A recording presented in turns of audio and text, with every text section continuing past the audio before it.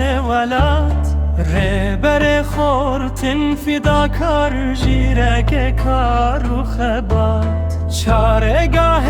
ملت کرد سرور خورتم ملا رنگ خورشید جهانی رول برزم خوش هیلات روحنی و تاوا خدا چار گوشه کردستان همی کرد جخوت داشیار کرین لدشت و کهولات بیرو رو ملت پرست و آل بدست هلدای جور ملت کرد رف برف بونه لدور کم و جوا کردن برزان و آذربایجان و ایران و عجم کردن شنگال و جزیره تاب درا و فرا اردهان و قرش و باطم تاب خاکی سرهدا با یزید و شرنخوان تاب سیپان خلا وال برزان و متین و زوز کوچی های سفین جاند میدان شرفته تفروتن به مزاد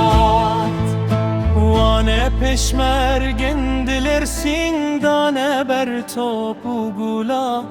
پاکروانا روح شیرین دانه مزگین و خلا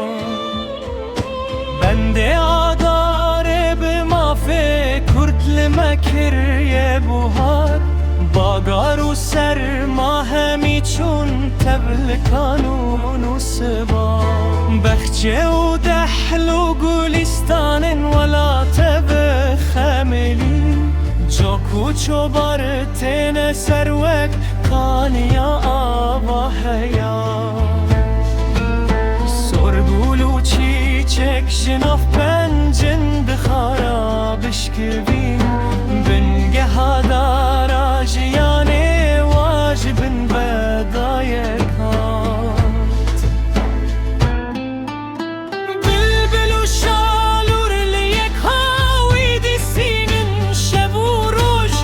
تل سرته تو شکرا قب قبا دنگر با خاکی کردستان سراسر بوی لکف و خوشی سلتم کوچا خبر کر به وگر جنگو شواد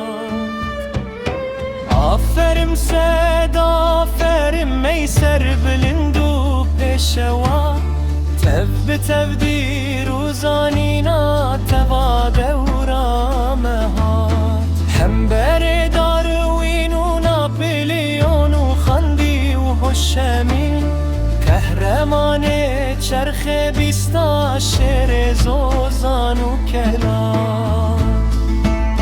حرب بیرو باوری تیرش کمگین دیدی ملت